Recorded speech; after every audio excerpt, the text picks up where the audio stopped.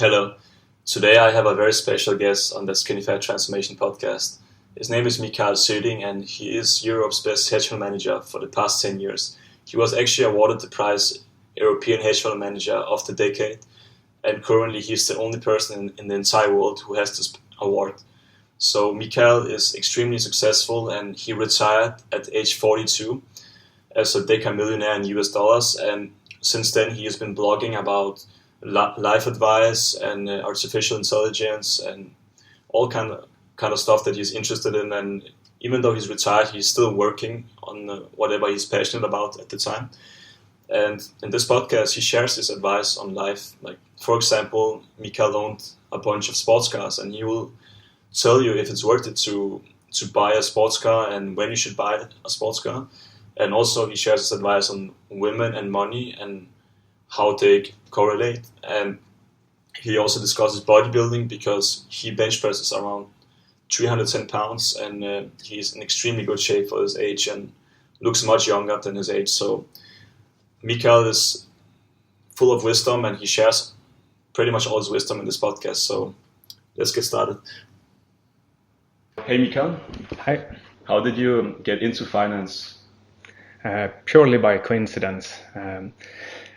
I hardly knew what finance was at all when I was a teenager, and in secondary school, all I knew was that you were supposed to study natural sciences because that was both interesting and hard, and studying economics was only for lazy people.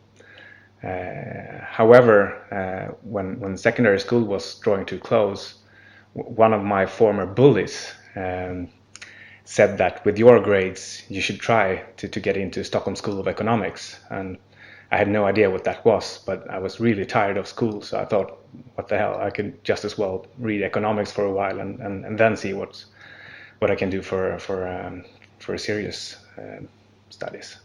So basically you started with finance because of a bully? Yeah. And then you got into Stockholm School of Economics, and how did you do in the school? Like, how did you like it socially, and how were your grades there? The way I remember it, I hardly made any friends at all. I was kind of an oddball. I didn't take school seriously at all, at least not the first semester. So I dressed funny, like a slob, because I thought that everybody there would be like snobs, and I wanted to be the opposite and show that I didn't take it seriously. But after the first semester, I realized I was kind of getting good grades anyway. So I completely changed tack. And I also saw that people weren't really snobby, not the way that I had imagined it. So I tried to kind of up the ante and go full retard the other way. So I bought a couple of suits and started wearing a suit and tie every day instead. So I kind of... So you went to school with a suit and tie? Yeah. And then how did that work for you? I think people thought that I was just as strange as when I was wearing my other like hippie clothes. That is quite funny. I know a lot of people in my school, they wear suits, but that's because they have like student jobs after.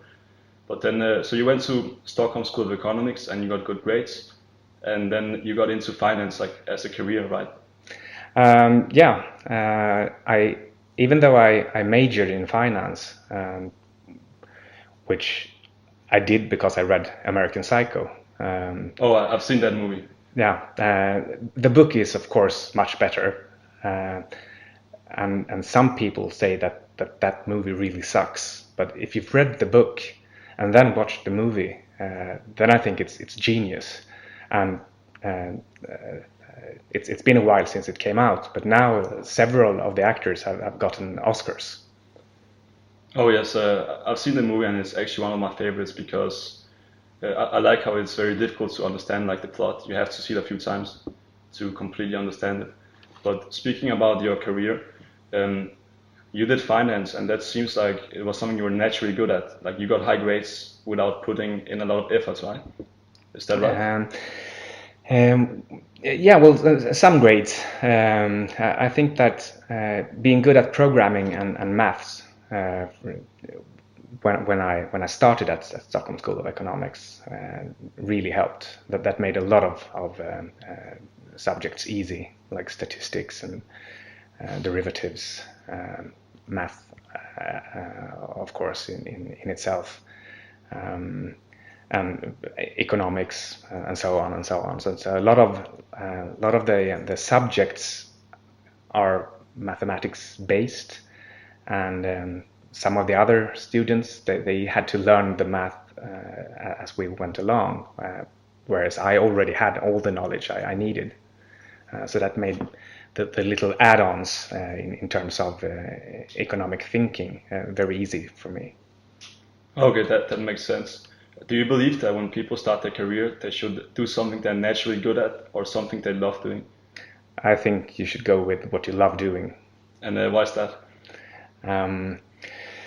Even though my career was quite successful, I still regret it a little bit. And if I had had the same career without being successful, which is the most likely path, then I would have hated it, because it's soul-sucking and meaningless, and you don't really learn anything. Whereas if you do something you love, whether you're successful or not, you're still doing something you love. That's a very good point. And about doing something you don't like, you work like 16-hour days, right, in finance? Yeah. And you say it's a meaningless job. Can you expand on that? Because we had a lot of finance in my school, and I was convinced that it's like a very useful skill, but you say it's meaningless. Well, it's a combination of both. I think it's meaningless because I don't think that I develop as a person, and I don't think that my brain gets the exercise it needs. Maybe in the beginning, because then a lot of stuff was new, and that's good. But as I said, it is useful, because you can take care of your own pensions and perhaps your relatives' pensions as well, and you can take care of your everyday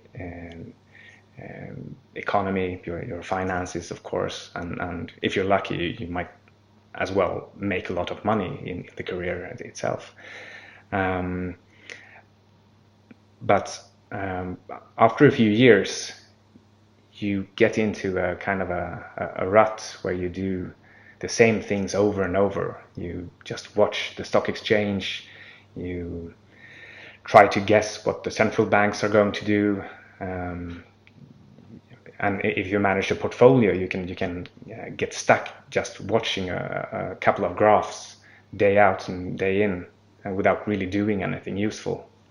And even if you don't, if you're actually researching and trying to analyze companies, you're still doing more or less the same thing every quarter, just collecting the same data points for your same data series, which all are more or less useless for predicting the future anyway. So the whole activity doesn't really lead anywhere, and you're doing the same things over and over. That's a very, very good point. And let's say you are a young guy and you love playing games and going out drinking. Then what do you do about that? Should you spend most of your time on leisure then and just work for the minimum? Or do you think you need to do something more fulfilling, like, studying and so on? It is a hard question. Some would say it's easy, because they would say, no, you're not supposed to play games and drink beer. But I think it is a hard question. I can't really think of any hard arguments for why you shouldn't do that if you really love it. But I think the fact of the matter is that probably they don't love it. And I think maybe the important thing here is to really mindfully analyze yourself and see if you really love that activity, or if there is something else that you like about it. If it's only a question of temporary overstimulation for as a cure for boredom, or if you actually love it. Do you have any good tips for how to analyze it mindfully? Um, not from the top of my head. The way I've gone about my life, even if it took a long time, is that I've tried to pay attention anytime I feel happy, really happy, and see just what led up to that moment, and also whenever I'm doing anything, whether it's where it makes me happy or sad or bored, I try to make a mental note of what exactly am I doing and what led up to that moment, and what's the path to boredom, what's the path to happiness, and what's the path to just lust or something like that. So it's a question of actually spending your days looking at yourself. So you follow like a diary to kind of know what is good for you and what makes you happy. Yeah, but not a physical one. So it's just in my head. Okay, yeah, that makes sense. So you became successful in finance, and what skills do you think are needed for people to like develop before they go into their career? Like, what should they work on while studying to kind of be successful in their career?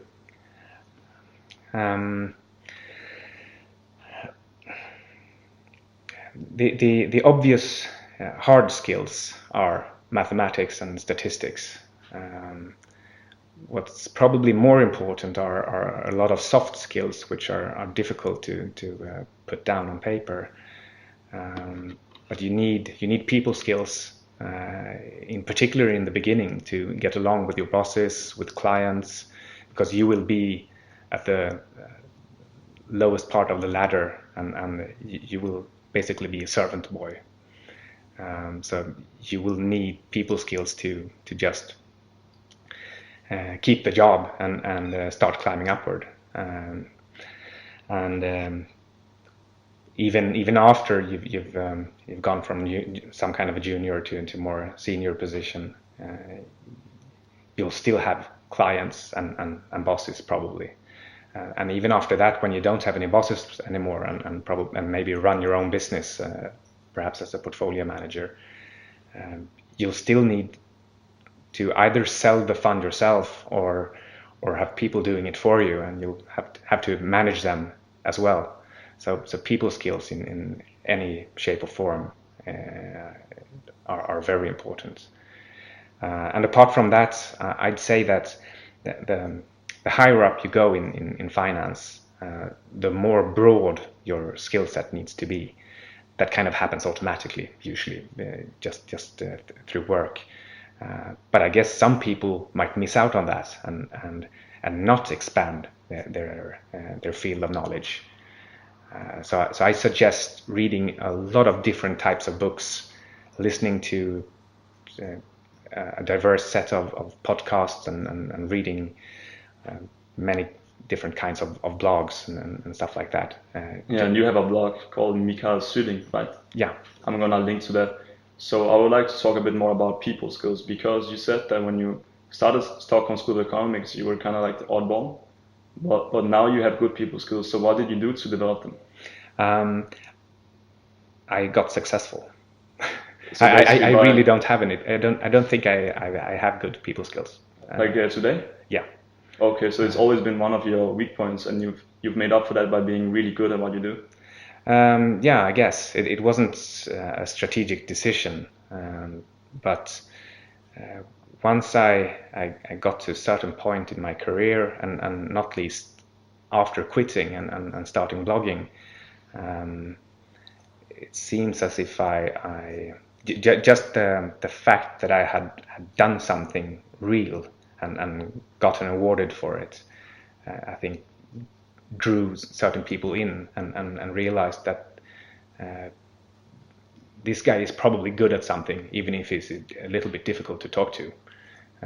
So let's just tag him and see what happens. So do you believe if someone has bad people skills naturally, that they should just focus on being really good at what they do to make up for that? Or should they also work a lot on the people skills? I think it's more valuable to work on the people skills. I think one of the biggest mistakes in my career was that I, for one, didn't really realize that numbers wasn't all there was. No matter how good our hedge fund was, we still didn't get any clients, at least not in the volumes we had hoped for in the first 10 years. And it was only after we won the Hedge Fund of the Decade award that some serious money started pouring in. And still not at all in the amounts that you usually see in international hedge fund business. Well, how did you win the award if you didn't have a lot of clients? Well, we had enough to be included in the large hedge funds section. So we had about $1 billion, not really, not for the entire period, but between 500 and 1,000 million euros. So that's enough to be called a large hedge fund. But still, the largest ones, they have between 10 and 100 billion. Well, that's a lot of money. Yeah. Can't even imagine that. Like, what would I spend all the money on? But speaking about your life, when you retired now, right? And how old are you? 43. 43. Okay, and what age did you retire? I said the words to my colleagues when I was 41, but then I stayed on for more or less a full year as the managing director, just to make things, the transition smooth for the company. So after you retire, how does your day look like? Because you said that you want to maximize happiness now, right? Yes. After you retire. Yes. So how does that look for you? Is that just going out drinking and working out and having fun, or is it also like doing other stuff? It's mostly doing other stuff. I adopted a dog that takes quite a lot of time. I'd put it at least 4 hours a day. So that's almost half a full employment for normal people. And I do work out every second day. How much do you bench press? I've taken 140 kilos. That's about 310 pounds. So you bench press like 1.5 times your body weight, right? Yeah. That's very impressive. And then what else do you do? So that's the dog and the working out, and then I keep updating my blog. It wasn't really supposed to be a big blog or anything else than kind of a notebook for myself or an online diary. But with a little help of people around me, it has been turned into something a little more interesting for other people than the closest family. And I can say it's a very good blog because I read it myself too. And I really like your articles on robotics that we can talk about a bit later. And I would like to ask you, do you think that blogging is a very fulfilling thing to do? Yes, I think. And why is that? When I try to look to the essence of what I'm doing and what I really like to do, I tend to come to the conclusion that a human is at his core a pattern recognizer. And what that means is that we take information as inputs, recognizes patterns, and then do some kind of output of other data and information and patterns that can be managed by somebody else. What I find the most fulfilling of all is simply acquiring information and then pushing it forward, simply teaching other people. So what I really like is learning and teaching, and that's what I do all day. I listen to scientific podcasts, I analyze my own training, I try to understand the dog, I read blogs, I read books, and then I take all this information and try to synthesize it and teach others, and hopefully make the world a better place that way. And I guess you have a lot of readers now, right? And positive comments. Yeah, the comment field is surprisingly alive, and at last count, I had 43,000 page views over a month. Oh, that's very good because you didn't start, that long ago. How long time have you been blogging? Since January 1st in this format. Yes. And let's say somebody likes finance, they actually like working with numbers. would you then recommend them to get into finance, or should they do another type of career? I think as long as they are prepared to not be successful, they should definitely get into finance in case they like the economy, they like analyzing companies, they like understanding business models, if they like math, statistics, and talking to people, talking to smart business leaders, etc. If you like all that and genuinely find it fascinating, please do. But you shouldn't expect to become rich. Sure, a lot of people do, or at least have done so far. But I think we are, at least for the coming 5 years, are going to see a quite severe both recession and an even more severe stock market downturn, which is not only about lower prices, but even more importantly about lower volumes. So there will be a lot less money to go around in the finance business, and a lot of people will get fired over the coming 5 years. So with that said, what kind of career paths do you think are very good for people who are young and who want to have a stable job, but at the same time have the time to study on the side and exercise and have a fulfilling life? I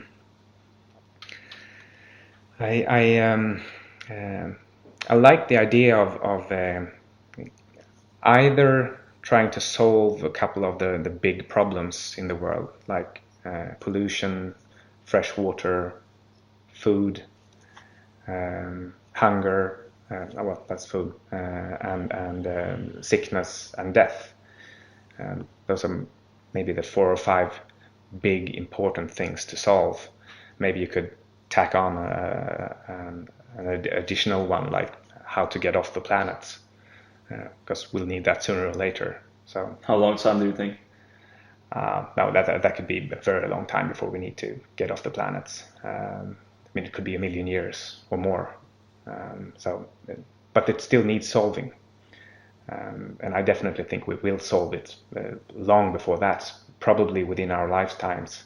So a young person now should really get into that and make a difference for the race. And if you don't go directly into solving these 5 big human issues, you can instead go into like the 4 or 5 enabling technologies for this, which all should be very interesting and open for any type of creative and ambitious mind. So I'm talking about nanotechnology, artificial intelligence, robotics, genetics, probably one more that I can't think of right now. When you speak about these technologies, I have to say I get a little bit scared, because I'm starting to think that in the future we will have like computers inside our heads. So basically now we have a smartphone in our hand we can touch, but in the future there will actually be like a chip inside our brain, and people will be like cyborgs pretty much, walking around with a computer inside the brain. And there are hackers, and you can hack every kind of computer. So if somebody is hacking in the future, they will be able to hack people. Are you scared of that kind of stuff? Yes, it is a problem. There is definitely an issue there, and there have been a couple of movies about that. One with Bruce Willis a couple of years ago. 2 actually, I think. Anyway, we do have that issue already, but only regarding finances and maybe physical safety. I mean, you could easily hack a car and crash it if you wanted to, but it never happens. At least not that you read about. So it seems people maybe don't want to hack people's things unless they can get some kind of a financial advantage. So why would you want to hack somebody's brain? Would it be to make them transfer money to you or kill you?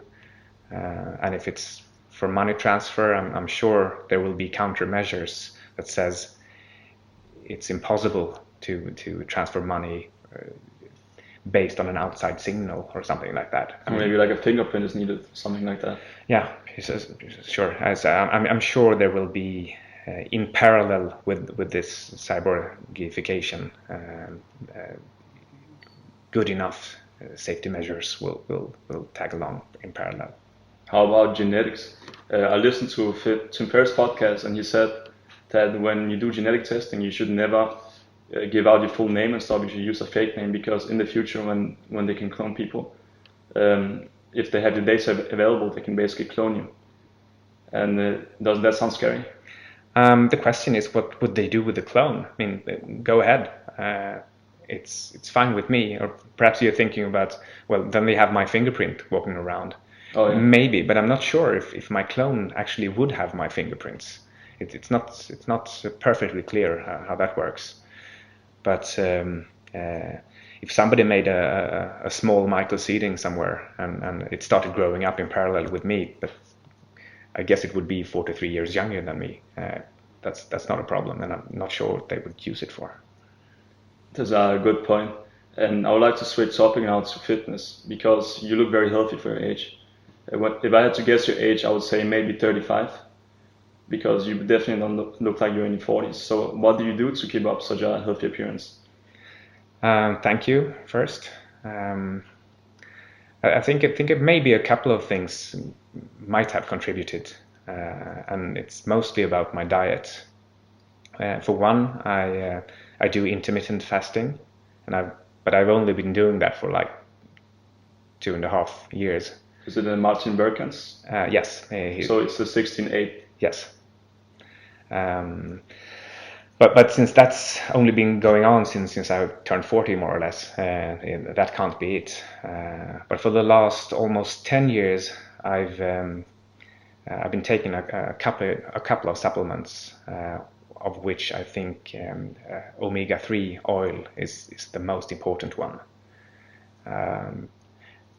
So maybe that froze my age at 35 if I take How much do you take per day? I take a tablespoon a day.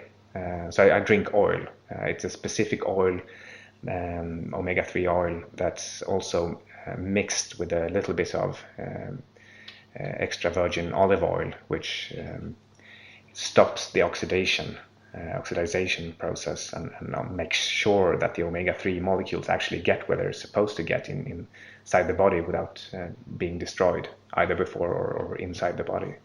What is the name of that oil? It's Arctic Med is the company that makes it. We can put a link to that in the description. I'm gonna get some, definitely. And besides the oil, or actually the oil, do you drink it, right? And I take capsules right now. Is there a difference between taking capsules and drinking the oil? I think most of the capsules out there, even if I don't know all of them, have a much lower dosage than the oil in terms of the important fats. So definitely check that first, because I know that some capsules you're supposed to take like 30 a day to get my dosage. 30, okay. Yeah. I take about 2 or 3 capsules a day. But it depends on what kind of brand you have. So I can't really say anything about your brand. Yeah, I mean, but I'm still probably much lower than your dosage. So I'm gonna look into that. Do you have any other health tips to stay young?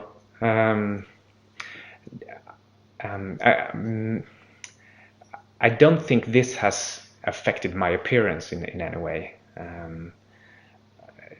But I do mobility exercises regularly. And I'm not saying that you should try to do like a Van Damme epic split every day or something like that, even though I did do that when I was like 18 till 28, but then I quit. But now, as a grown-up, I've realized that the most important thing that you can mobilize or stretch is your psoas, the tendon that attaches your thigh muscle to your belly, more or less, in the front. So you really want to stretch your psoas regularly, and also sit in a very deep squat position. And I'm still not talking about like doing this 5 minutes a day or anything like that. If you're in your 20s, you probably could skip it altogether. but it could be a good habit to start doing some of these, even in your 20s. I actually started doing a lot of yoga and mobility exercises because I've always been tight in the psoas that you talk about. Mhm. So it affected my back posture and my neck too. And I'm still working on all that. And I realized after doing yoga and stretching that I actually feel better. That when my posture improved, I feel more relaxed when I sit down and when I stand up, and my stress levels have gone down. Yeah, and so that can indirectly benefit your appearance. Exactly, right? and there is a lot of research showing that your posture can affect your level of testosterone and other hormones. And if your tendons are stopping you from standing like a warrior and walking like a warrior, then probably your hormones follow that as well, and that could make you older. So I think stretching and omega-3 are the two most important things. And regarding stretching and dosages, I definitely think 5 minutes a week is enough. 5 minutes of stretching per week. Yes, and you can That's do it. almost nothing. No, exactly, and you can do it in the TV sofa. Try to make the commercials your cue if you watch TV. If you don't watch TV, I'm not exactly sure how your life looks like, what it looks like, and where you could fit in 5 minutes, but I'm sure there is some way. Unfortunately, you can't really do it when waiting for the bus or things like that, because stretching the psoas in a real way involves putting the knee down on the ground, and it's difficult to do without ruining your clothes, or for that matter, looking like a retard. You like to use the word retard. You actually call yourself the retarded hedge fund manager, right? Yes. Why is that? It's a wordplay with retired. Oh yeah. But at the same time, I'm a bit unconventional at times, and going from retired to unconventional to retarded is it's a bit fun, and it raises an eyebrow and could catch the eye of somebody who wouldn't look twice otherwise. And it's good marketing. So we're gonna put the stretches in the description soon, because I think you made a video, right, with the mobility exercises. Yeah, just like I think 5 exercises in a video. I think the video is under 2 minutes at least, something like that. Okay, so I'll link to that. And about your training, do you also do cardio, or is it only weight training? It's really only weight training, but I do warm up between 5 and 10 minutes on a treadmill. So that means maybe nowadays, let's say 30 minutes a week, quite high intensity, like 10 miles an hour. But still, you couldn't really call it cardio. Maybe once or twice a year, I run like 10 kilometers or longer, just to see that my body works. And it does. It seems I've got good enough condition and heart and lungs to run at a decent speed for 10 kilometers, even though I don't train for it.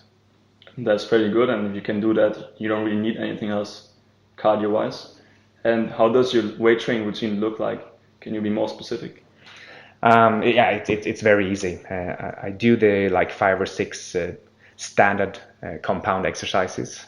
So it's squat, deadlift, overhead presses, bench press, and pendlay rows. I think that was it. Chin-ups as well.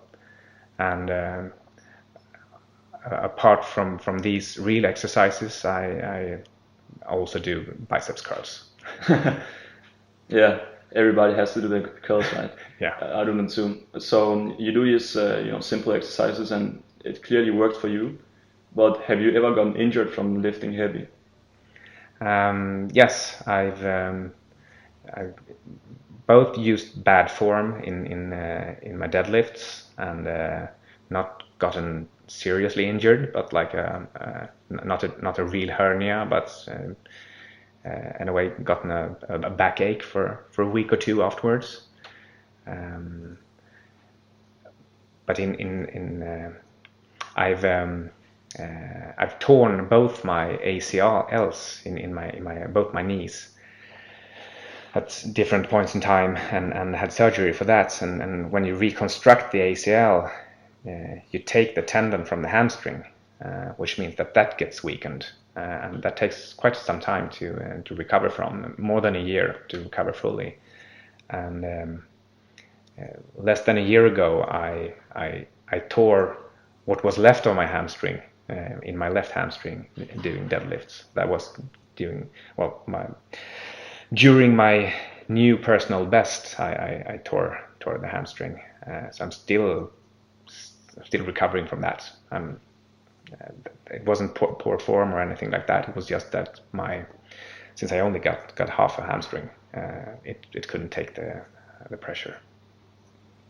Do you believe that heavy lifting is kind of like bad for you in terms of injuries? Because I read that some like experts say that you want to lift heavy because it improves your posture and it increases testosterone and it makes you stronger, and you need to get stronger to build muscle.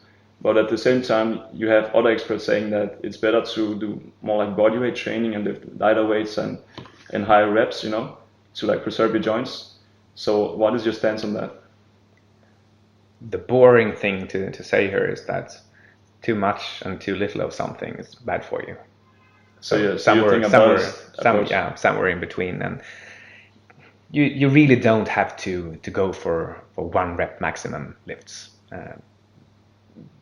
You're almost bound to go a little bit above your true capacity and use a little bit bad form when you do it. A real lifter, a competitive lifter, doesn't do that. I mean, he's actually the strongest in his strictest form, not cheating. But I think amateur lifters and most bros in the gym will use bad form when going for a 1 rep maximum. So that's probably bad for them. And it seems that the best way to actually get stronger is doing maybe between 2 and 5 reps per set, and do that for numerous sets, like 8 or 10 sets per session per muscle group. So a sub maximum lift repeated 20 or 30 times during your session is probably the best way to get stronger, and it minimizes your risk of injury, since you're not really up there where you start to use poor form. But we're still talking about quite intense strength training at just 2 to 5 reps. And I could maybe add to that well, most guys, they don't really care about getting stronger because it doesn't show. So most guys want it to show, and they want it to show quickly, and then go for higher reps. That's me. Because it's definitely not dangerous. Maybe you're not maximizing your potential as a heavy lifter, but you'll still get strong and you'll look good. So well, maybe all this comes down to like do your 10 to 15 reps or whatever works for you to get bigger.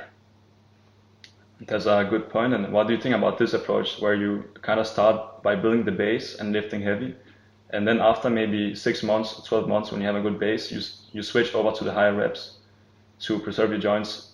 Because that's what I did, and now about 5 years later, I still lift the same as I did when I lifted heavy, but I'm obviously bigger.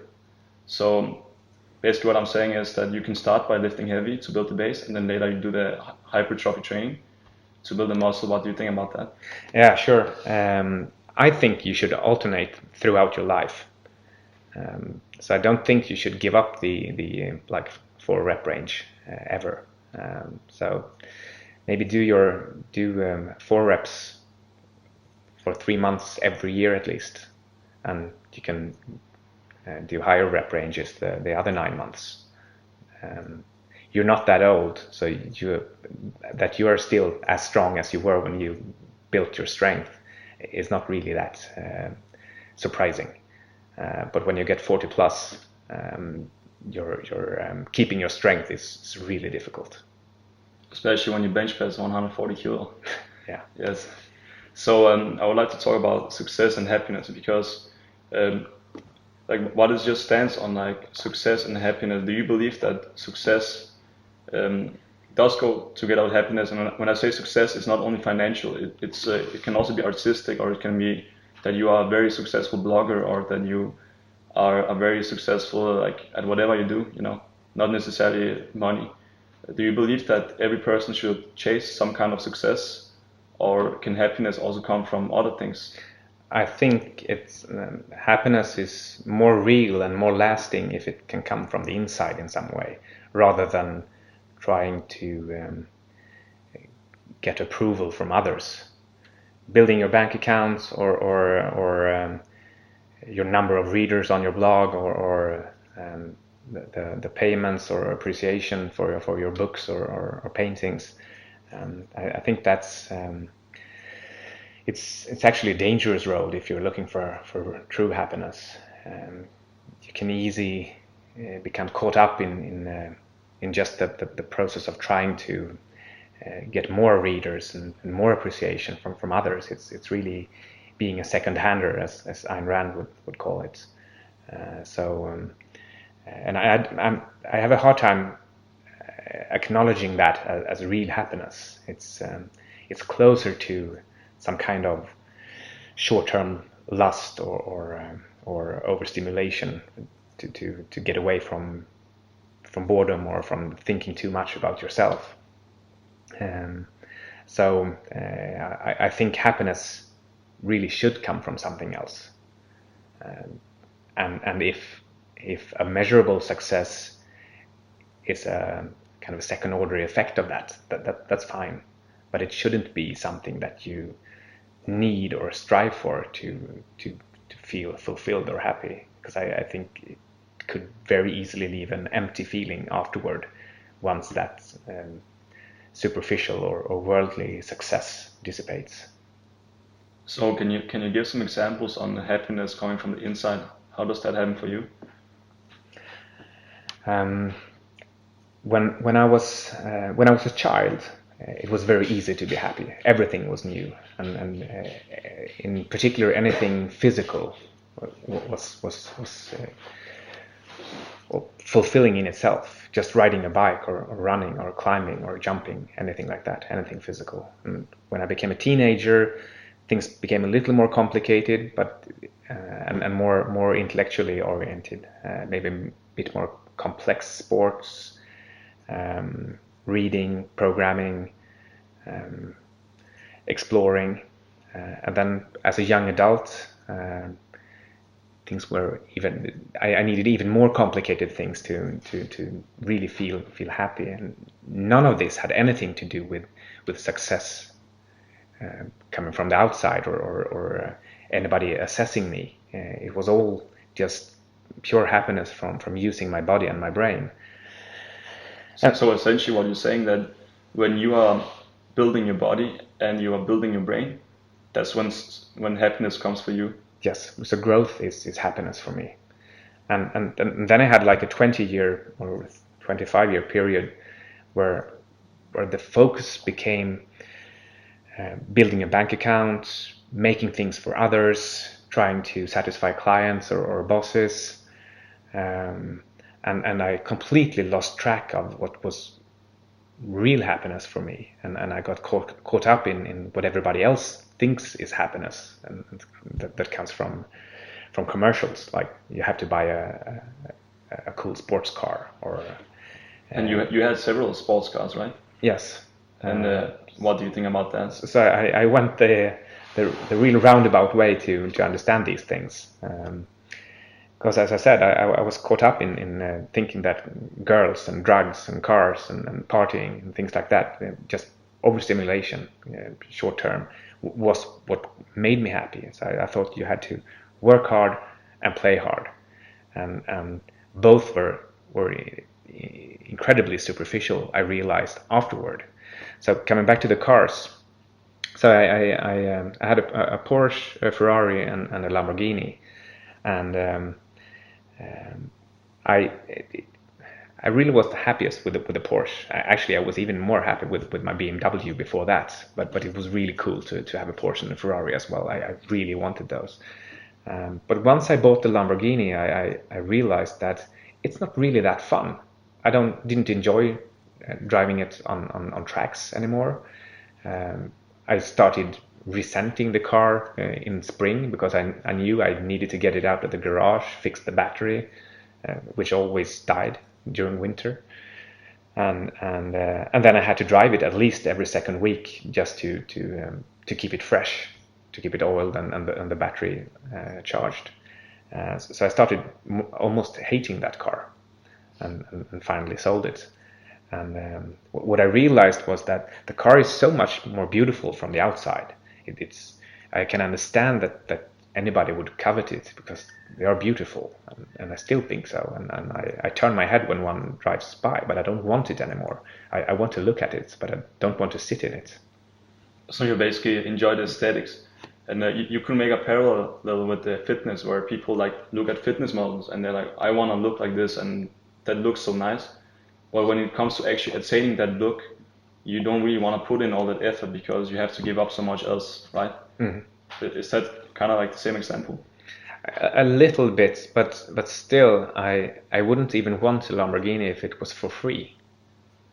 So I wouldn't want to give up even 1 second to have it, because it's just a hassle to take care of, and I can't really see any use for it. Whereas your fitness example, I think if I could spend just 5 minutes a day and look like a super fitness model, then I would do that. Oh yeah. So the comparison isn't really, it's not 100% for me. Yes. So how about women? Because I was thinking that you said you had poor social skills when you were young, and you also dressed like a slob, and then suddenly you started dressing in suits, and that must have been kind of like, it must have gotten weird reactions from women, I guess. And can you tell us about how you did with women back then, and how you progressed in that area? Because you have a girlfriend now, right? Yes. Yes. I've always been bad with women. I'm not really attractive in that way. At least the complete package of me isn't. So I've never had it easy, and I haven't worked on it either. I'd rather just like stand in a corner and stare and look like a psychopath. It's not that I want to stand there, but that's more or less where I end up, or really, really drunk. So my people skills and my girl skills are really down there, among the worst. How I've ever gotten any girlfriends is more or less a mystery. How many girlfriends have you had? It really depends on what you mean, but I've had like 4 or 5 long relationships, and they cover more or less my entire grown up life. And in between there have been others, short-term relationships. Most of the short-term ones I've gotten when I was really drunk, so I don't really know how I got them. Okay. Do you drink often now? No. Now that I'm retired, I don't really like drinking anymore. Well, I do like it. I actually love it. But since this is my time now, I don't want to waste it on being a little bit hungover or drinking. So I think about it, and I've got quite a lot of liquor at home. And when I look at it, I think that it would be nice to have a drink or a beer, or open a bottle of champagne or something. But since my girlfriend trains 12 to 15 times a week, there is never any opportunities for us to drink together. And I don't like to drink alone. And I just, since I work out every second day, I mean, I don't want to drink the day before, and I don't want to drink the same day I train anyway. So there never really is any opportunity for me to drink, even if I like it. It was easier when I was working, because then I mean, you can always be hungover at work. Yeah, that's a very good point. So you have a girlfriend now, and do you believe that having like a relationship is much more fulfilling than just chasing women and drinking a lot?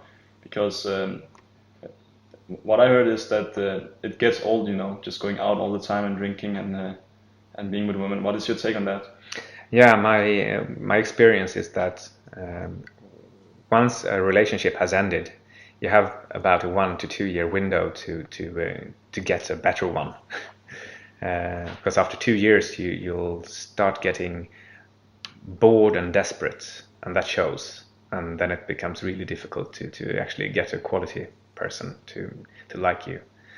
Of course, it's not that clear cut in any way. I mean, you could probably be single for 25 years and then suddenly a super girl just lands in your lap.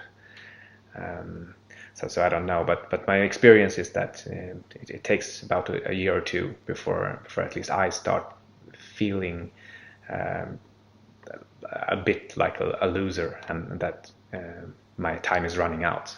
But so far, I've usually landed a girl within that time period. Did you find that when you started making more money, that women started to flock more to you? No, I can't say. I'm probably a bit bad at reading women, so I've heard that afterwards sometimes, that I just never got that somebody was interested in me. So I guess I have a little bit of an autistic spectrum disorder. Not much enough to diagnose, even if I probably would. More like high functioning autism. Yeah, something like that. Yeah, and that shows because you are extremely logical thinking and very intelligent, and that is normal in autistic people. But if you have it, it will be very mild because nobody will be able to know. So that was very interesting, and I actually don't have more questions. I think we covered many areas of your life. So I would like to thank you very much for the interview. And do you have any other things you would add, or like places where people can find you? No, my blog is the best way. All the information is there. And when it comes to your life, just search for novelty and reflect about yourself and about the world. Just pay attention to what's actually going on. So look for new things, explore, and really be mindful about what's really going on. And I think that will take you a very long way. Thank you very much again. Thank you.